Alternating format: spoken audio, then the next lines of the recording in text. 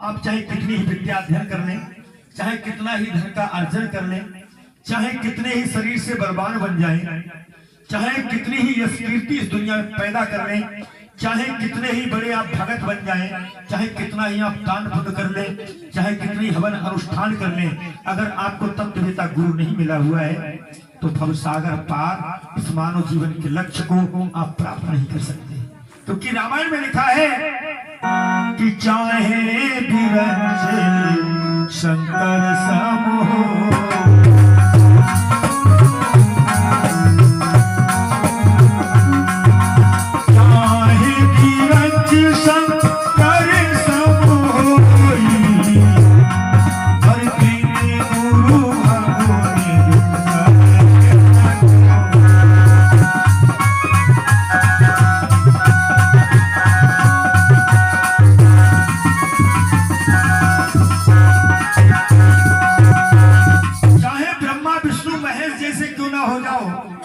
लेकिन फिर भी आप भवसागर से पार नहीं हो सकते।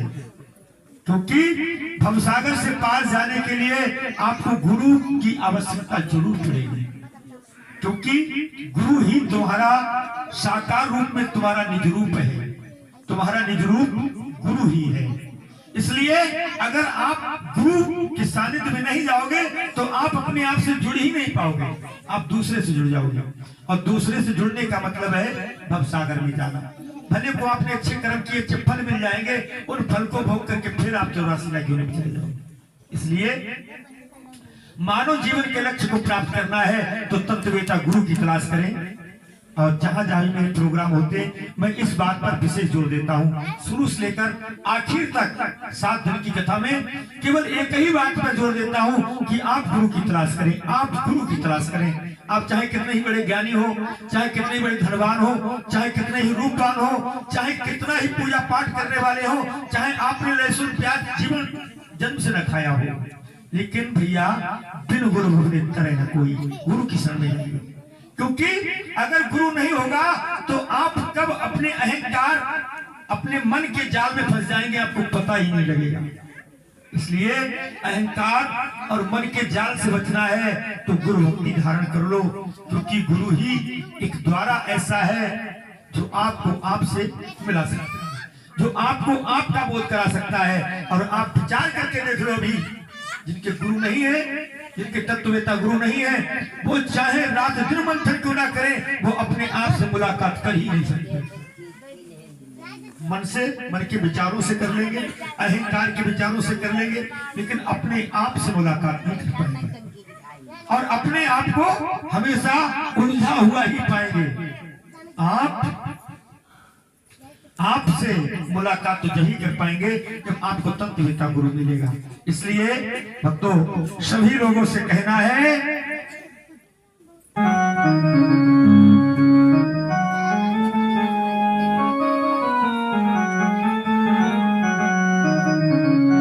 अरे मिटाले मैल अरे नादान, मिले मन मंदिर में भगवान मिटाले।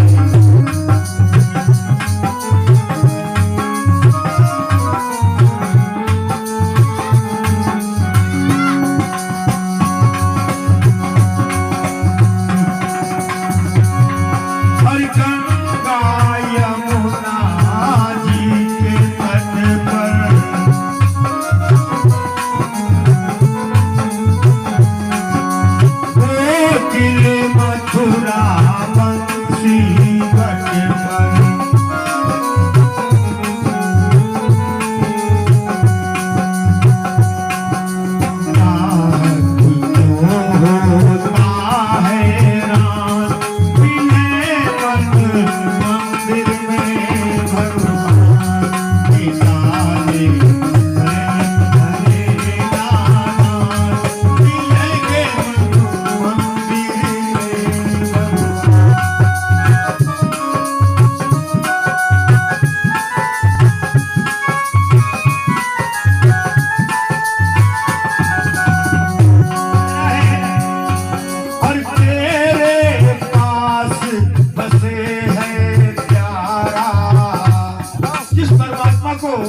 हम आप प्राप्त करने के लिए दर बदर भटकते हैं, कोई तीर्थों पर जाता है, कोई व्रत करता है, वो भगवान के लिए बाहर नहीं है, वो बोलने वाला, देखने वाला, जानने वाला ही है।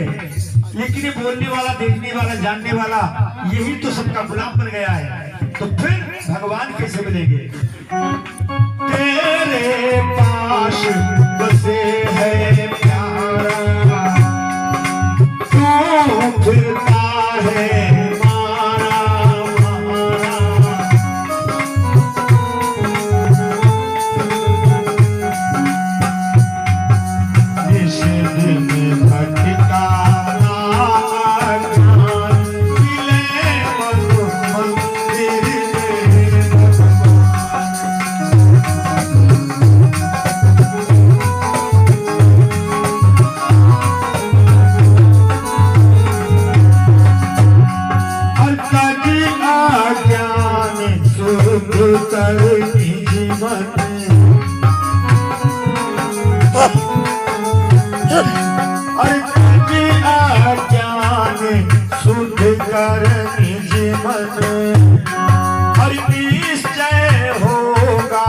प्रभु का दर्शन मागे तू आनंद मान, मिले मत मंदिर भगवान।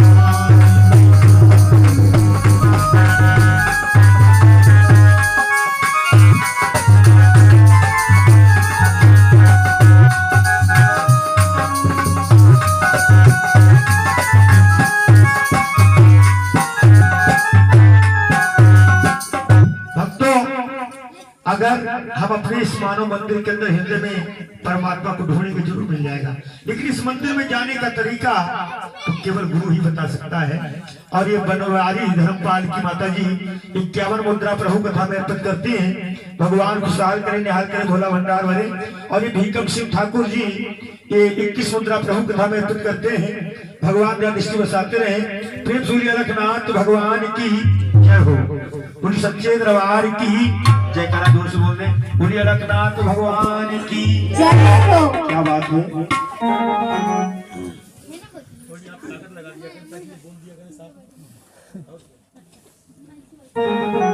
तो भक्तों, हमें आपको ये जो सुनहरा मौका मिला, हम आप कथा सुन रहे हैं, इसीलिए सुन रहे हैं कि हम अपने आप को जान जाए। और बस प्रार्थना वंदना यही है कि अगर आप कथा सुनते हैं, और मोबाइल तो सबके पास है, जब भी मोबाइल में खोजबीन करें तो इसी बात की करें कि मैं अपने आप को कैसे जानूं। तो तमाम तुम्हें तत्ववेता संतों की वाणियां मिल जाएंगी, उन्हीं संतों के पास चले जाएं। वाणियों से काम नहीं चलेगा। साकार रूप में जब तक उनके सानिध्य में नहीं जाओगे, उनसे दीक्षा नहीं लोगे, उनका स्पर्श आप नहीं करोगे, तब तक काम बनेगा नहीं। ठीक है, इसलिए जो भी संत आपको ऐसा लगे कि इनसे मेरा बेड़ा पार हो जाएगा, उनके पास जाएं और उनकी शरण ग्रहण करके अपने जीवन को सफल बनाएं। प्रेम सूर्य अलखनाथ भगवान की जय हो। तो कल की कथा में आप लोगों ने सुना था कि परमपिता परमात्मा अपने 4 रूपों से अवतरित हो गए हैं और गुरु वशिष्ठ ने उनका नामकरण संस्कार कर दिया है। कौशल्या के पुत्र का नाम रखा है राम, कैकेयी के पुत्र का नाम रखा है भरत, और सुमित्रा के पुत्रों का नाम रखा है लक्ष्मण और शत्रुघ्न। तो 4 पुत्रों का नामकरण संस्कार हो गया है। और अब आगे क्या होता है, दशरथ एक पुत्र के लिए तरस रहे थे, लेकिन उनके घर में 4 पुत्र आए। और 4 पुत्र क्यों हैं? क्योंकि परमात्मा के पाद भी 4 हैं, जैसे कि हमारे आपके शरीर 4 हैं। 4 ये संसार त्रिगुणमय है। यहाँ 3 गुण है, सत रज तम। यहाँ 3 शरीर तक यहाँ आवागमन चलता रहता है, और जो 4वें शरीर को प्राप्त कर लेता है वो इस संसार के काल चक्र से बाहर निकल जाता है, वो कालातीत हो जाता है, वो काल के दायरे से बाहर निकल जाता है। 3 शरीरों तक काल का पहरा रहता है, और वो 3 शरीर कौन से हैं? जैसे स्थूल शरीर है, इसके बाद सूक्ष्म शरीर होता है, फिर एक कारण शरीर होता है। कारण शरीर किसे कहते हैं? जैसे बरगद का वृक्ष स्थूल है, बरगद का वृक्ष स्थूल है और उसका फल जो है वो सूक्ष्म है और बीज जो है वो कारण शरीर है। ऐसे ही समझ लें, जैसे ये हमारा स्थूल शरीर है, सपने में जो घूमता है वो हमारा सूक्ष्म शरीर है, और फिर जो माता के गर्भ में बीज रूप में पिता के पास रहता है वो कारण शरीर है। जो पिता के सत्य में रहता है वो कारण शरीर है। ये तीन शरीर है, और जो इन तीनों शरीरों को पार कर जाता है उसको महाकारण बोलते हैं। तो महाकारण जो होता है वो परमात्मा का ही स्वरूप होता है। बोलिए अलखनाथ भगवान की जय हो। तो कहा है, जब चारों पुत्र थोड़े और जवान हो जाते हैं, अयोध्या नगरी में, अयोध्या नगरी की गलियों में जब घूमते हैं तो उनको देख करके अयोध्यावासी बड़े आनंदित होते हैं। इतने सुंदर राजकुमार हैं, इतने सुंदर राजकुमार हैं भक्तों। तो कहा है,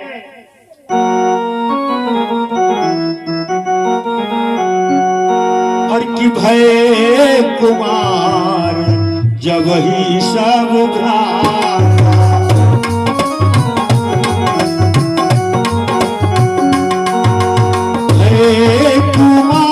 जब ही सब और दीन जाने हो गुरु की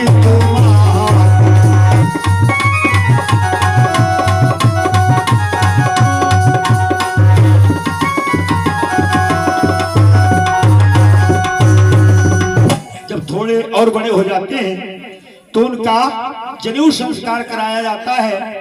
जनेऊ धारण करने के बाद चारों राजकुमारों के लिए गुरुकुल में पढ़ने के लिए भेज देते हैं। और गुरुकुल कहाँ है? गुरु जी का स्थान। और गुरु कौन है? गुरु वशिष्ठ। और वशिष्ठ कहते हैं किसे?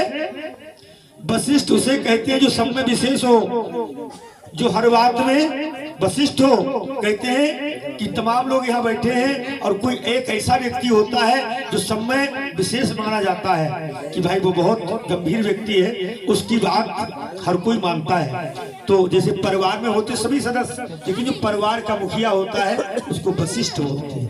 ठीक है, ऐसे ही गुरु वशिष्ठ के आश्रम पर जाते हैं। जब गुरु वशिष्ठ के यहाँ विद्या अध्ययन करने के लिए चारों राजकुमार जाते हैं तो गुरु जी चारों राजकुमारों को विद्या अध्ययन कराते हैं। जो पढ़ाते हैं चारों राजकुमार तुरंत उसको याद कर लेते हैं। थोड़े से ही समय में गुरु वशिष्ठ के द्वारा बताई हुई विद्या को अध्ययन कर लिया चारों राजकुमारों ने। रण विद्या, शास्त्र विद्या, राजनीति विद्या, सारी विद्याओं में, व्यापार की विद्या, सारी विद्याओं में उत्तीर्ण हो गए राम लक्ष्मण भरत शत्रुघ्न। जब सारी विद्या को अध्ययन कर लिया तो गुरु जी कहने लगे कि अब मैं तुम्हें वो विद्या सिखाने जा रहा हूं। लिखा हुई है बाबा ने क्या?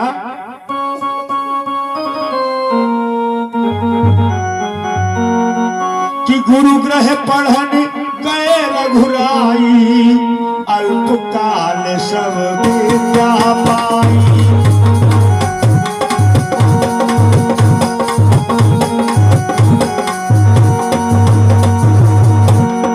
गुरु ग्रह पढ़न गए रघुराई, अल्पकाल सब विद्या पाई।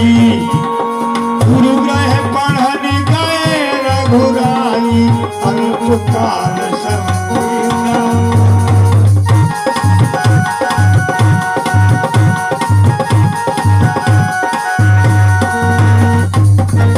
भक्तों, थोड़े ही समय में सारी विद्या को अध्ययन कर लिया और उसके बाद गुरु जी कहने के राम लक्ष्मण भरत शत्रुघ्न सुनो, अब मैं तुम्हें वो विद्या सिखाने जा रहा हूं जो योगियों की विद्या है, जिसकी हमें आपको जरूरत है, जो इस संसार की नहीं परलोक की विद्या है।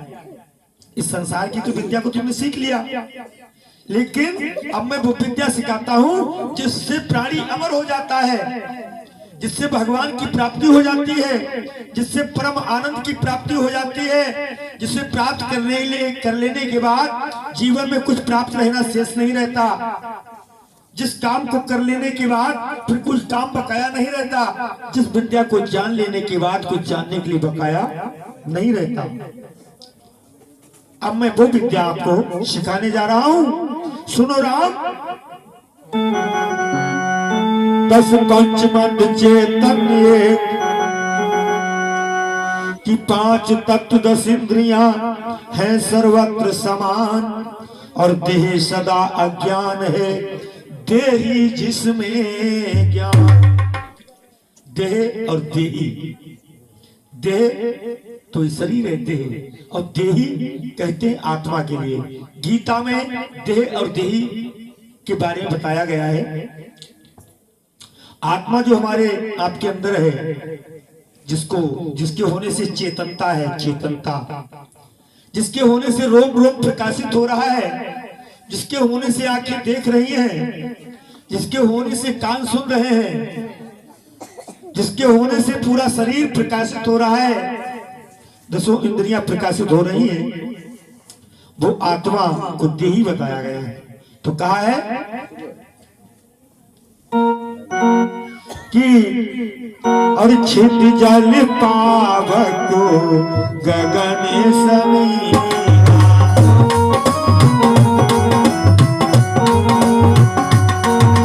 छिद जल पावक गगन समीरा, और 5 तत्व ये रचा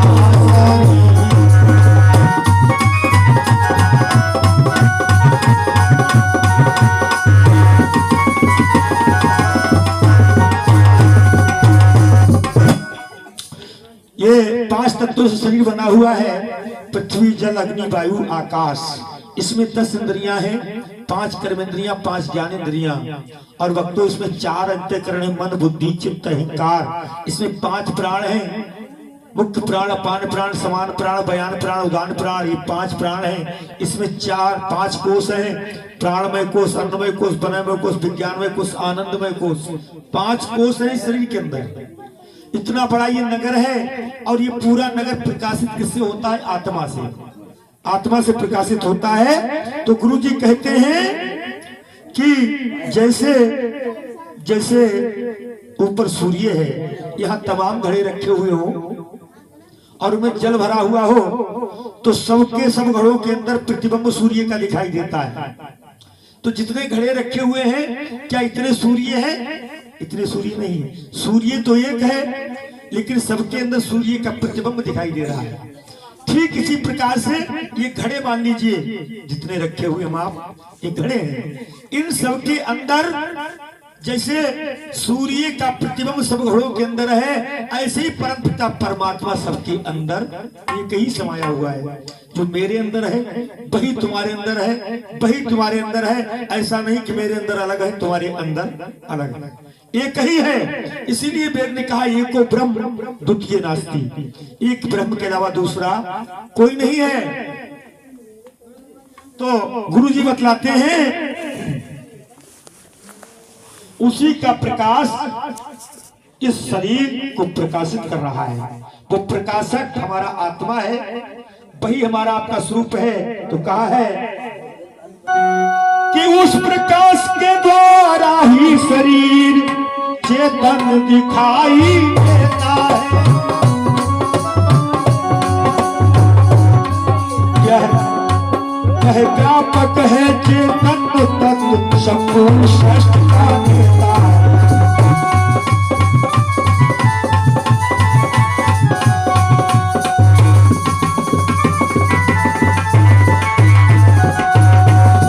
उसका ही प्रकाश, उस प्रकाशक के द्वारा ही ये 10 इंद्रियां और ये पूरा शरीर प्रकाशित होता है भक्तों। और कहा है राम कि रामो सच्चिदानंद दिनेशा,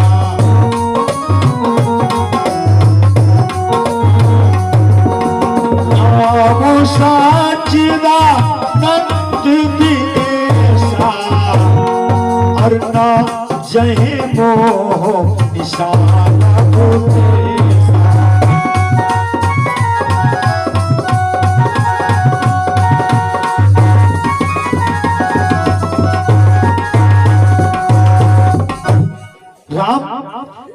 राम वह व्यापक चेतन तत्सत्वों सृष्टि का नेता है और वही सच्चिदानंद तुम हो, तुम ही वो हो आत्मा, और तुम्हारा वैकुंठ धाम निज देश है, वही तुम्हारा निज देश है जो 3 गुणों से न्यारा है, जो पंचकोश से न्यारा है, जो कालातीत है, जो काल से भी परे है। 3 काल होते हैं, भूत भविष्य वर्तमान, और तीनों काल जहाँ खत्म हो जाते हैं उसके पार वो त्रिकाल परमात्मा, अकाल परमात्मा।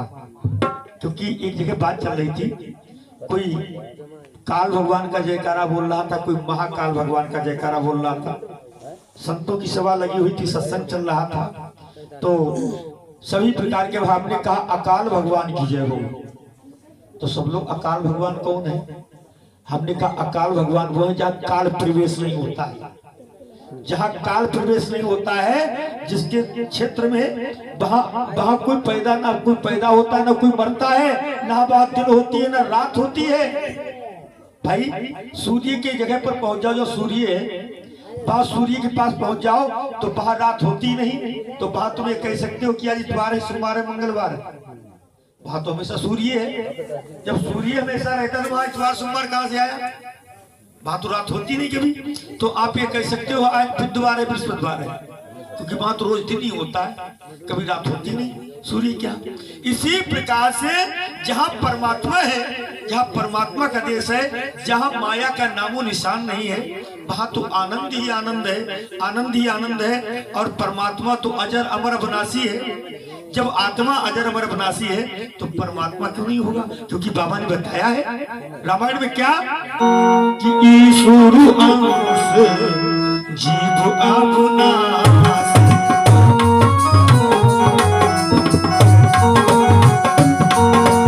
ईश्वर अंश जीव अविनाशी और चेतन अमर सहज सुखरासी।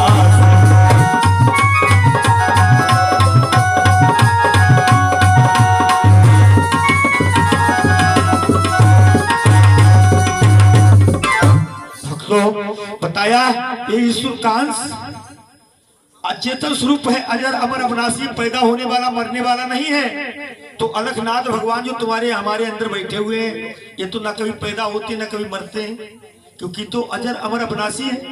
और ना ही इनके माँ बाप जो पैदा ही ना हुआ हो कभी, तो उसके माँ बाप कहाँ से आए? भाई भगवान अलखनाथ भगवान जो है ये तो कभी पैदा ही नहीं हुए। तुम वेद पुराणों को उठा करके देख लो, सृष्टि कि जब निर्माण हुआ तो ब्रह्मा विष्णु महेश तो पैदा हुए, ब्रह्मा विष्णु महेश तो पैदा हुए, लेकिन अलखनाथ भगवान कभी पैदा ही नहीं हुए। वो तो थे, वो अजर अमर अविनाशी हैं। तो जो पैदा ही नहीं हुआ हो तो उसके माँ बाप कहाँ हैं? इसलिए उनको अलखनाथ कहा गया है। आमाने नहीं, लख माने देखना, जिनको कोई देख ना सकता हो, जो देखने वाले हो उनको अलख कहते हैं। और अनाथ किसे कहते हैं? अलख प्लस अनाथ। अनाथ किसे कहते हैं? जिनके माँ बाप ना हो, तो वो पैदा ही नहीं हुए कभी, तो उनके माँ बाप कहाँ से आए? इसलिए उनको अनाथ बोलते हैं। इसलिए इनका नाम जानने के लिए अलखनाथ रखा गया है, जो सबके अंदर अभी अभी हाजिर है। और इन्हीं अलखनाथ को हम भूल गए, और इनके द्वारा जो जानने वाते मानने वाते उनके पीछे लग गए, तो काम कैसे चलेगा? इसलिए कहा है खोजी हो तुरंत मिल जाऊं। आप अलखनाथ ना कहकर कुछ और कहें, लेकिन कहें इसके लिए जो है, जो बोलने वाला है, जो देखने वाला है, कोई दिक्कत नहीं। तो इसके लिए कहा है, गीता में देही कहा गया है, कबीर साहब ने इसको साहिब कहा है, किसी ने कुछ कहा है, किसी ने कुछ कहा है।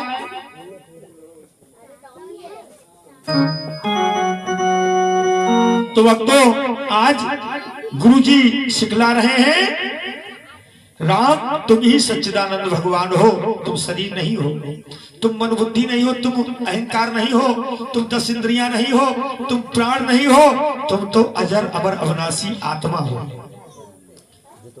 जो इस संसार के व्यवहार में लिप्त हो जाता है, जो जाति पाति के झगड़ों में बंध जाता है, जो नाते रिश्तों में लिप्त होकर के अपने आप को पैदा होने वाला स्त्री पुरुष ब्राह्मण वैश्य शूद्र क्षत्रिय मानने लगता है, वह जीव आत्मा कहलाता है। और जो इस तत्व को जान जाता है, वही जीव आत्मा जब अपने स्वरूप को पहचान जाती है तो अपने आप को परमात्मा मानने लगती है कि अहम ब्रह्मस्मि, मैं ही ब्रह्म हूं, अयम आत्मा ब्रह्म, ये आत्मा ही परमात्मा है। तो गुरु वशिष्ठ कहते हैं, राम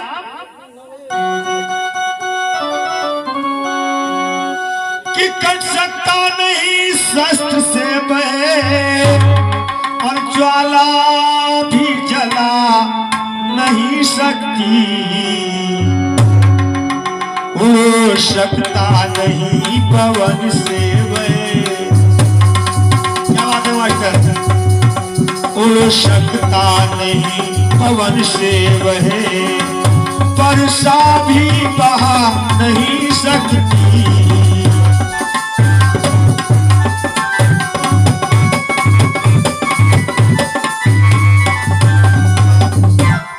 तो कहा है कि तुम्हारे स्वरूप को शस्त्र काट नहीं सकता, अग्नि जला नहीं सकती, वायु उसको उड़ा नहीं सकती, वर्षा उसको बहा नहीं सकती। हमारे स्वरूप को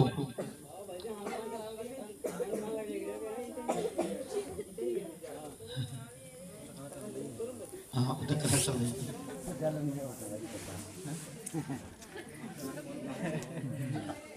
कि आपका जो निस्वरूप है उसको कोई काट नहीं सकता, वो अजर अमर अविनाशी है। लेकिन अपने आप को जानोगे तब ये अपने अंदर दृढ़ता आएगी, वरना सबके अंदर मरने का भय बना रहेगा। केवल इसीलिए मानव जीवन मिला है कि मेरे अंदर से मरने का भय निकल जाए। इसीलिए यही ज्ञान तो दिया था सुखदेव महाराज ने राजा परीक्षित को, तभी तो वो निडर हो पाए थे। और जब हमको ऐसा पते लगा भैया जो पैदा हुआ है वो मरेगा, और ये पक्की बात है, ये तो बिल्कुल सत्य है, जो पैदा हुआ है वो मरेगा। लेकिन तुम विचार करके देखो, तुम पैदा हुए हो क्या? जो पैदा हुआ होगा उसे अपने पैदा होने की खबर होगी। कोई बता दे हमें अपने पैदा होने की खबर है? शरीर पैदा हुआ था तो शरीर पैदा होने की खबर सब बताते हैं, लेकिन तुम्हें भी नहीं पता, तुम पैदा हुए ही नहीं, तुम तो थे। कहाँ थे? माता के गर्भ में थे। माता के गर्भ में नहीं तो कहाँ थे? पिता के पास थे। पिता के पास नहीं थे तो कहाँ थे? तो अन्य के रूप में थे। अन्य के रूप में नहीं थे तो बीज के रूप में थे। बीज के रूप में नहीं तो तीन गुण थे। तीन गुण नहीं थे त्रिगुणातीत थे। आप तो थे, आपके ऊपर पर्दे पड़ते चले गए और आप अपने आप को ना होना मानते। नहीं, आप हैं, आप थे, आप हैं, आप रहेंगे। और जो बीच में आपको मिला है ये ना था, ना है और ना रहेगा। आप अनुभव करके देख लेंगे, ये सत्य है, अकाट सत्य है। मानो न मानो ये मर्जी आपकी है। तो कहते हैं गुरु जी, अपने स्वरूप को, आत्मा को और निर्लिप्त समझते रहो सदा, वह अमर और अविनाशी है, वह अमर और अविनाशी है। यह दृढ़ता रखे रहो सदा।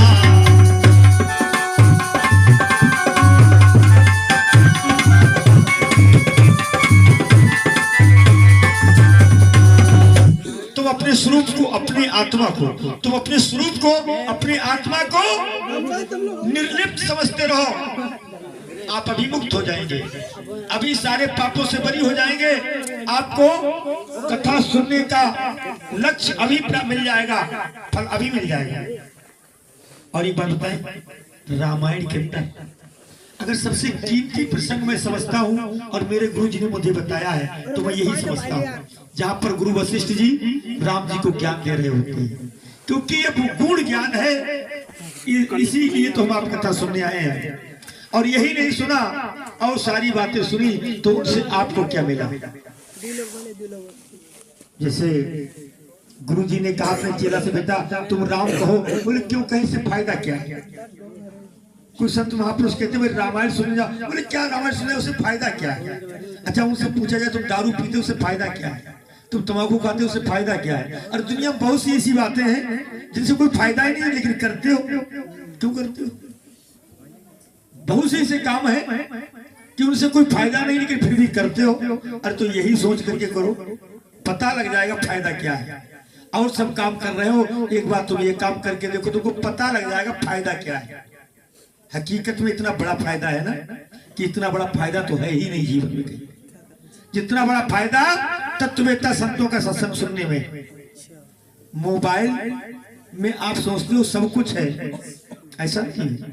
जो कुछ ज्ञान ऐसा है जो संतों के सानिध्य में बैठने पर ही मिलता है।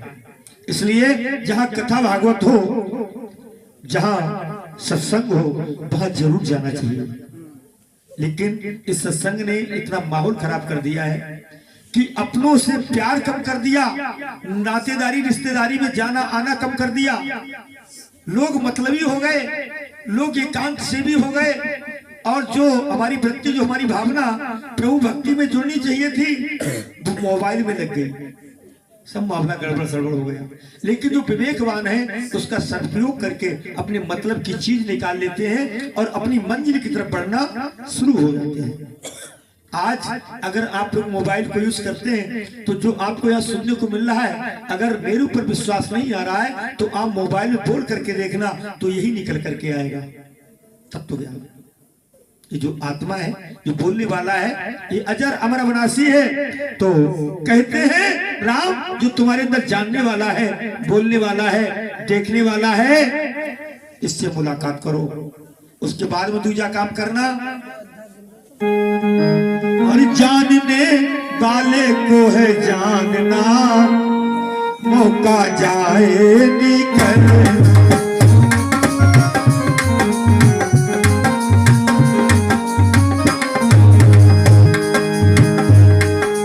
जानने वाले को है जानना, मौका जाए निकलना। जानने वाले को है जानना, मौका जाए निकलना। रहता है हाजिर उसको जानना, मौका जाए निकलना। रहता है हाजिर उसको जानना, मौका जाए निकलना। मन बुद्धि का जो है प्रकाशक, मन बुद्धि का जो है प्रकाशक, मन बुद्धि का जो है प्रकाशक, मन बुद्धि का जो है प्रकाशक। और कही है मेरा कीजिए आपा, मौका जाए निकलना। जानने वाले को है जानना, मौका जाए निकलना। जानने वाले को है जानना, मौका जाए निकलना। जो सुख नित प्रकाश विभू है, सुखने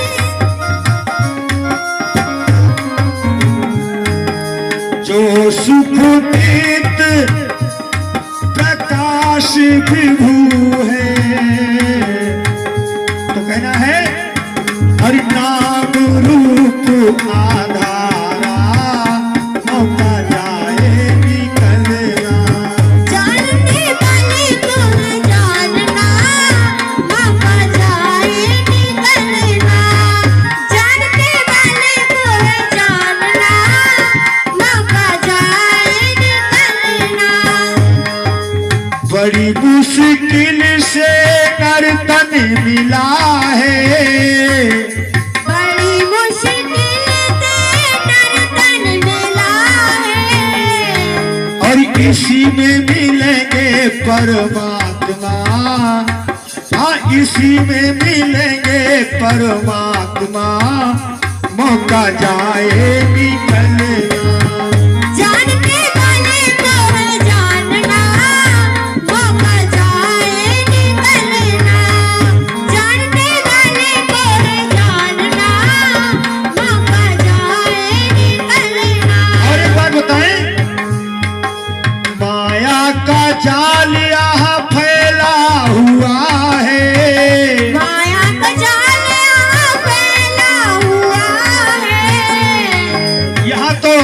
प्रकार का जाल फैला हुआ है तमाम धर्म पंथ मजहब का, तमाम भगवानों का, क्योंकि इतने भगवान हैं, इतने भगवान जानने और मानने वाले हैं और उनका यहाँ बड़ा बड़ा साम्राज्य बना हुआ है। लेकिन जो जानने वाला भगवान है, जो मानने वाला भगवान है, उसकी किसी को खबर नहीं है, जो सबको जानने वाला है। तो उसी के लिए बताया है क्या, माया का जाल यहाँ फैला हुआ है, माया का जाल यहाँ फैला हुआ है, और किन्हीं सतगुरु नहीं बचना, मौका जाए निकलना।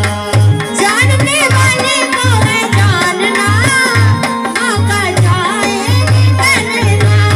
इसलिए भक्तों कहना है, आप से आपका और नाता बना लो, आपसे आपका नाता बना लो। सुरेशानंद का है कहना, मौका जाए निकलना। जानने वाले को है जानना, मौका जाए निकलना। कहता है हाजिर उसको जानना, मौका जाए निकलना। रहता है हाजिर उसको जानना, मौका जाए निकलना। जानने वाले को है जानना, मौका जाए निकलना। प्रेम सोलिए आनंद कंद भगवान की जय बोलिए गुरुदेव भगवान की। जय हो। तो इस प्रकार से गुरु वशिष्ठ ने, इस प्रकार से गुरु वशिष्ठ ने राम जी को ये योगियों की विद्या दी। और वास्तविक यही राम कथा है, यही अमर कथा है। और इसीलिए हमें आपको इस जीवन मिला है। इस जीवन में अगर जिसके सच्चे सदगुरु नहीं है, वैसे तो गुरु बहुत होते हैं, माता पिता प्रथम गुरु होते हैं, जो उंगली पकड़ करके चलना सिखाते हैं, हमें हिंदी भाषा बोलना सिखाते हैं। लेकिन ये तो माता पिता प्रथम गुरु होते हैं। और फिर जो जिस काम को सिखा दे वो उसका गुरु होता है। स्कूल में अक्षर ज्ञान कराने वाले ये भी गुरु होते हैं। लेकिन मैं जिस गुरु की बात बता रहा हूँ वो परमात्मा से मिलाने वाले गुरु। ये गुरु जिसके जीवन में नहीं है तो उसका जीवन बेकार है। जाओ खामोश बैठो। प्रेम सोलो लखनाथ भगवान की। भक्तों, इस प्रकार से गुरु जी विद्या अध्ययन करने के बाद घर पर आ जाते हैं और चारों राजकुमार घोड़ों पर सवार होकर के जब निकलते हैं तो अयोध्यावासी टकटकी बांध करके देखते हैं तो देखते ही रह जाते हैं। चारों राजकुमार जब शिकार खेलने के लिए जाते हैं तो उन हिरणों को प्रभु जी मारते हैं जो पावन हिरण थे। पावन हिरण का मतलब समझते थे, जो किसी कारण मृग योनि में आ गए थे और उनको मार करके उनको मुक्ति का रास्ता देते थे भक्तों। तो विश्वामित्र एक बहुत बड़े ज्ञानी महात्मा थे, जो एक नदी के किनारे उनका आश्रम था। बड़ा ही सुंदर आश्रम था जंगल में, और वहां पर वो परलोक सेवा के लिए हमेशा यज्ञ वगैरह किया करते थे। लेकिन उस यज्ञ को विध्वंस जो है रावण के गुप्तचर जगह जगह तोड़े हुए थे, फैले हुए थे, जंगलों में रहते थे, घूमते रहते थे। कहीं कहीं यज्ञ तो नहीं हो रहा है, कुछ साधु महात्मा यज्ञ तो नहीं कर रहा है, क्योंकि यज्ञों से देवताओं को भोजन मिलता था। और देवताओं का बहुत बड़ा शत्रु था रावण। देवताओं की मूर्तियों को तोड़ देता, मंदिर तोड़ देता, विद्यालयों में धर्म ग्रंथ ईंधन के बदले जलते थे, गौएं कटाई जाती थी, बड़ा अत्याचार फैला हुआ था। और ऋषि मुनि महात्माओं को बहुत सताते थे वो राक्षस लोग। तो विश्वामित्र जब भी यज्ञ करते थे परलोक सेवा के लिए, तो वो निशाचर लोग आकर के उनके यज्ञ को नष्ट भ्रष्ट कर दिया करते थे। तो विश्वामित्र ने सोचा कि क्या करूं प्रभु, कैसे क्या करूं, कैसे मैं परलोक पर स्वार्थ कर पाऊं, दूसरे की सेवा कर पाऊं। वो विचार से देखिए, अगर पर स्वार्थ करना है, पर सेवा करनी भी है ना, तो वो भी बड़ी विचार से करनी चाहिए। ऐसी नहीं उल्टी सीधी तुमने सेवा कर दी और तुम्हारी सेवा से किसी को हो रहा दुख और तुम कहो कि हमने कर दी सेवा, हमने सेवा की है, और जिसकी सेवा की है उसे हो रहा हो दुख, और तुम कहो हमने सेवा की है, तो वो सेवा नहीं मानी जाती है। गुरु जी के आश्रम पर 3 शिष्य गए और वो ऐसी चालाक थे, सेवा भी चालाकी से किया करते थे। तो वो कोई भी उनसे कोई काम कहता भक्ति का, सेवा का, तो वो चालाकी से टाल दिया करते थे, चालाकी से टाल दिया करते थे। तो गुरुजी ने एक दिन उनको सामने बिठाया, बोले बेटा तुम खाली आश्रम पर रहते हो, बातों के बतासे बनाते रहते हो, कम से कम जाया करो, दिन में हफ्ते कट्टे से हो तो पुरुषार्थ कुछ सेवा कर दिया करो, पुरुषार्थ कर दिया करो, किसी के साथ सेवा कर दिया करो, जाओ। तो तीनों लड़के जो थे चल दिए, गए, जाकर के उन्होंने एक बूढ़ा मैया को रोड पार करा दिया, भीड़ बहुत थी, हाईवे चल रहा था, तो एक बूढ़ा मैया को उन्होंने रोड पार करा दिया। और आए शाम को गुरुजी के आश्रम पर, तो गुरुजी ने पूछा बताओ क्या सेवा करके आए हो? तो पहला व्यक्ति गया, बोले गुरुजी, बोले हाँ, बोले हमने एक बूढ़ा मैया को रोड पार करा दिया। बोले बहुत बढ़िया बेटा, बहुत अच्छा काम किया। दूसरे से पूछा तुमने क्या किया? बोले गुरुजी हमने भी उसी बूढ़ा मैया को रोड पार करा दिया। तो गुरुजी थोड़ी चुप्पा हुए, सोचा हो सकता है उसके पास सामान रहा होगा ज्यादा, इसलिए इन्होंने भी पार करा दिया। तीसरे से पूछा तुमने क्या किया? बोले गुरुजी हमने भी उसी बूढ़ा को रोड पार करा दिया। क्या नाम? खुशबू की तरह 11 मुद्रा अर्पित करती हैं। लक्ष्य 11 मुद्रा प्रभु कथा में अर्पित करते हैं। भगवान गुसाल करें, निहाल करें, भोला भंडार बने, प्रेम सुलो रखनाथ भगवान की जय हो। तो गुरु जी जब तीसरे से पूछा, उसने भी कहा मैंने भी उसी बूढ़ा को पार करा दिया। तो गुरु जी को चक्कर विचारने की बात हो गई। गुरु जी ने कहा एक बात बताओ, कैसी बूढ़ा थी जो तुम 3 लोगों ने मिलकर के एक बुढ़िया को रोड पार कराया? बोले गुरुजी बात ऐसी थी, वो रोड पार करना नहीं चाहती थी और हम लोगों ने जबरदस्ती मिलके उसको पार किया। बोले क्यों? बोले हमें पुरुषार्थ करना था और वो पार होना नहीं चाहती थी, तो किसी ने पैर पकड़े, किसी ने हाथ पकड़े, वो चिल्लाती रही, रोती रही, लेकिन हमने उससे कहा मैया तुम्हें पार करना हो या ना करना हो, लेकिन हमें तो सेवा करनी है, इसलिए जबरदस्ती पकड़ के हमको उसको रोड पार करा दिया।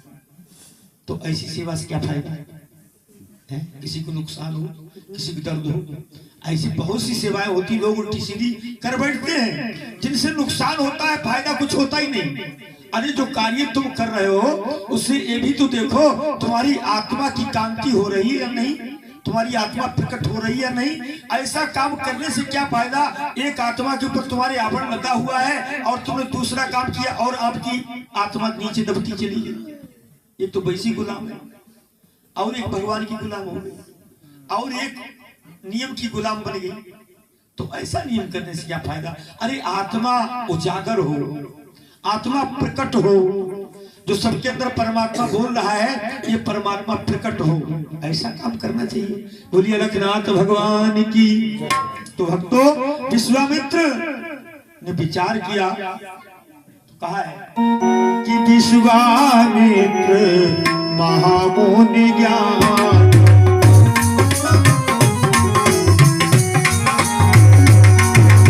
विश्वामित्र महामुनि ज्ञानी और बसहि विपिन शुभ आसन।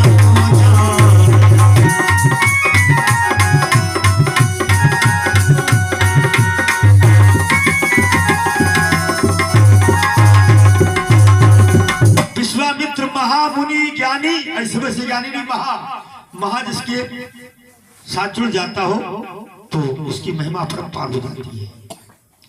महाबलशाली, ऐसा वैसा बलशाली, महाबलशाली, महाज्ञानी, ऐसे वैसे ज्ञानी नहीं, बहुत बड़े ज्ञानी थे। कहाँ बसते थे? जंगल में। और कौन से आश्रम में? बड़े सुंदर आश्रम में, नदी किनारे आश्रम था।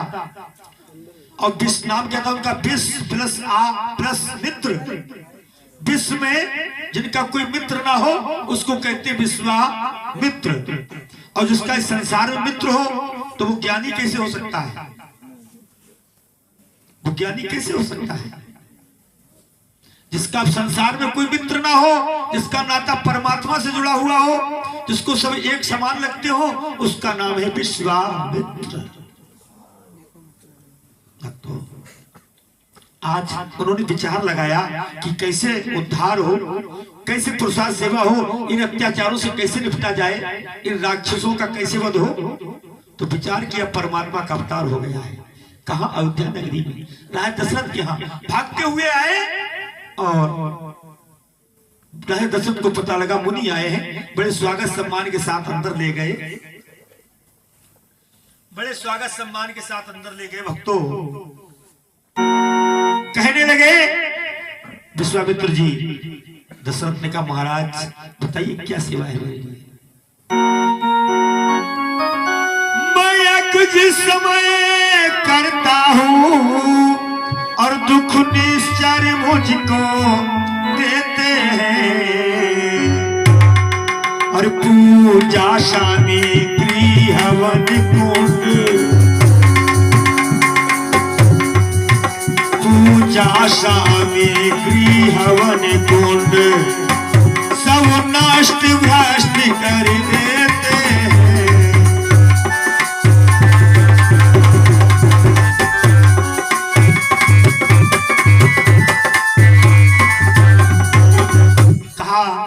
मैं जब यज्ञ करता हूँ उस समय निशाचर लोग बहुत दुख देते हैं, पूजा सामग्री हवन कुंड सब नष्ट भ्रष्ट कर देते हैं। असुरों के अत्याचारों से अकुलाया हूँ, घबराया हूँ, रक्षा और सहायता ये दो चीजें मांगने राजन तेरे द्वार पर आया हूँ। दशरथ कहने लगे तो क्या सेवा करूं मैं?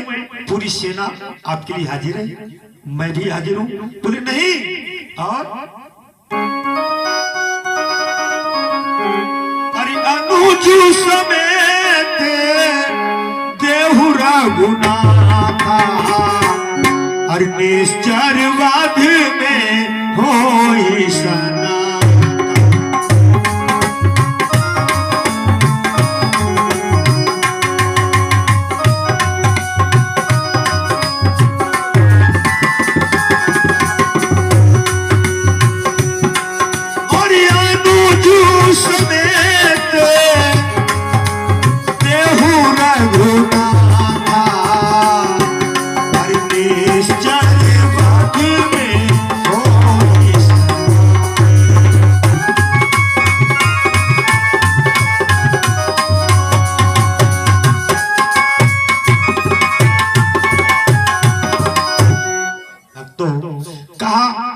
समेत देव रघुनाथ था, मतलब राम और लक्ष्मण को मेरे साथ कर दीजिए, मेरे साथ कर दीजिए, और मैं उनको लेकर के जाऊंगा, उनका भी, उनके भी नाम की कीर्ति होगी और वो निशाचर को मार देंगे।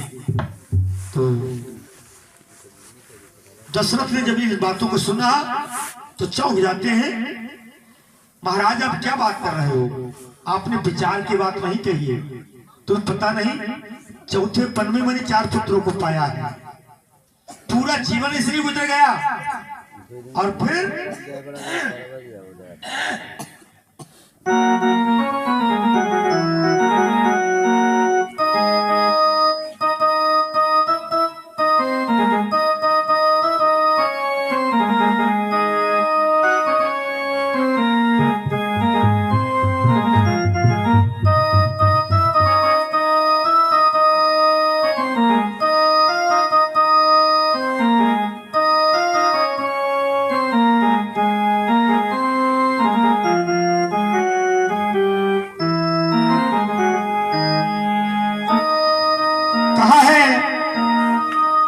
चौथे पन पायऊ सुत चारी, अरे बेटू वचन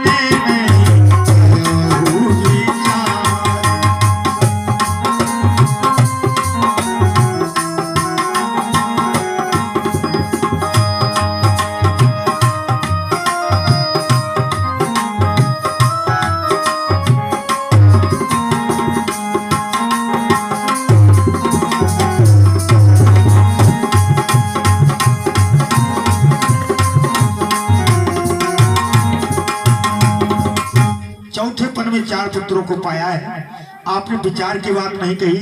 हे मुनिराज, मांगो भूम धेनु धन कोसा, सर्वस देव आज सहिरोसा। क्योंकि मैं बहुत प्रसन्न हूँ, आप मुझसे भूमि मांगो, धन मांगो, सेना मांगो, कहो तो मैं साथ चल सकता हूँ। लेकिन एक बात बताए महाराज, अलसौ सुत प्रिय मोहे प्राणी की ना,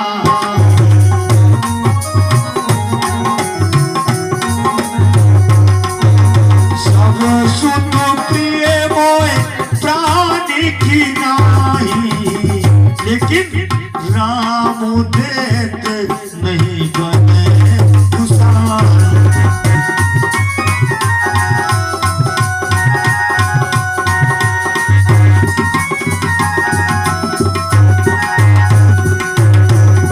सब सुत, वैसे सभी सुत मुझे प्रिय हैं, लेकिन राम तो मेरे प्राण है, प्राण। और प्राण ही अगर तुम लेकर के चले जाओगे तो फिर कैसे जीवन होगा मेरा। इसलिए माफ करो, मैं राम को नहीं दे सकता। जब इतनी बात को सुना तो विश्वामित्र को क्रोध आ गया। ए दशरथ, तुझे पता नहीं है, दशरथ तुझे से ज्ञानी को इतनी बच्चों की ममता है, जा चुकी जवानी दीवानी अब भी माया में देखा है।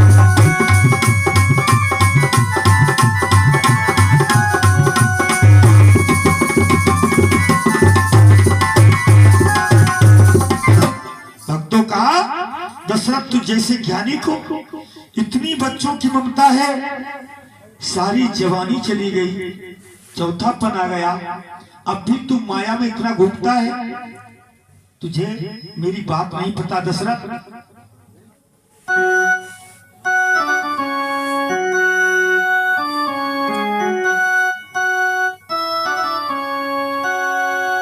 कहने लगे गुरु विश्वामित्र, यदि आज विष्णु से कहता मैं और चल देते छोड़ कर भगवान,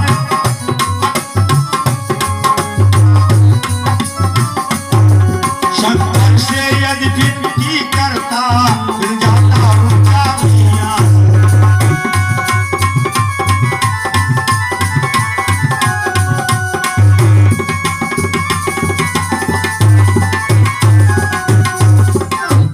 तुम्हें पता नहीं, अगर मैं विष्णु से कहता तो वो अपना करुण वाहन छोड़ करके मेरे साथ चल देते। शंकर जी से अगर विनती करता तो उनका भी आसन दिगमगा जाता।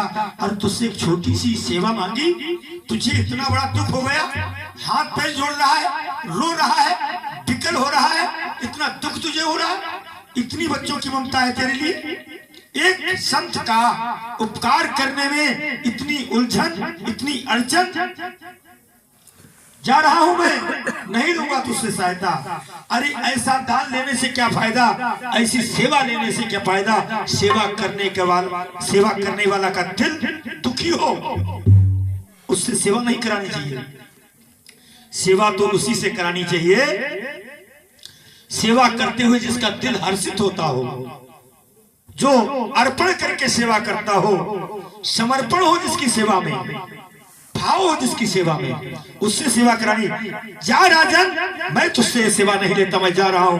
और नाराज होकर के विश्वामित्र जब चल देते हैं, तभी गुरु वशिष्ठ उठ करके हाथ पकड़ करके रोक लेते हैं। और तब वशिष्ठ बहुविधि समझा,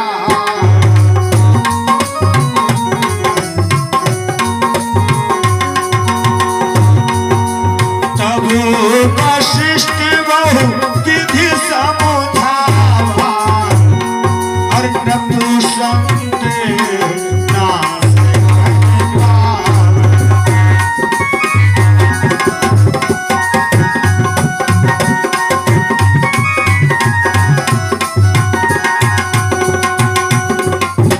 तब वशिष्ठ जी ने बहुत प्रकार से नारायण दशरथ को समझाया कि देखो ये बड़ी विचारशील मुनि है, इनके साथ अपने पुत्र राम लक्ष्मण को भेजने में कोई शंका वाली बात नहीं है।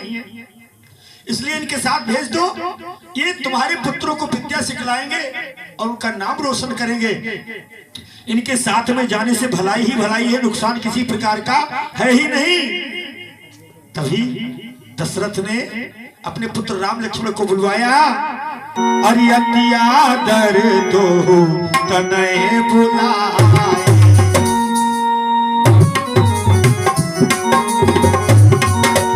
अतिया दर दो तनय बुलाए,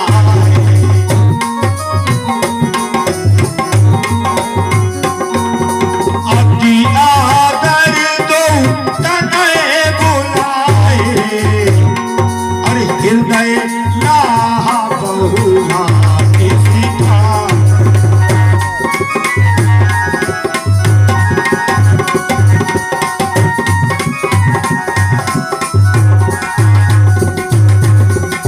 राम लक्ष्मण को बुलवाया और हृदय से लगा करके बहुत प्रकार से समझा करके भक्तों गुरु विश्वामित्र के साथ में भेज देते हैं। और विश्वामित्र के साथ में जब जाते हैं तो भक्तों थोड़ी दूर चल पाए, तभी विश्वामित्र जी ने सोचा कि परीक्षा तो कर ली जाए, सच्चिदानंद भगवान के ही अवतार है, धोखा तो नहीं है।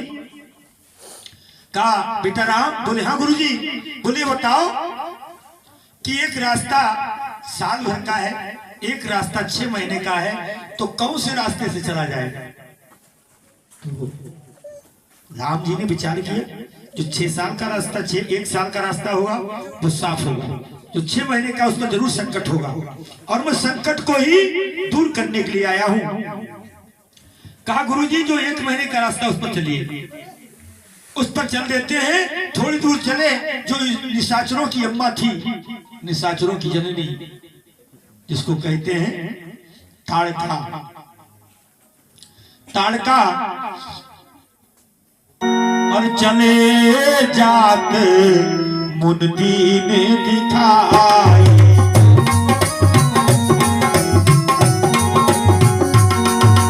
चले जात मुंदी ने दिखाई,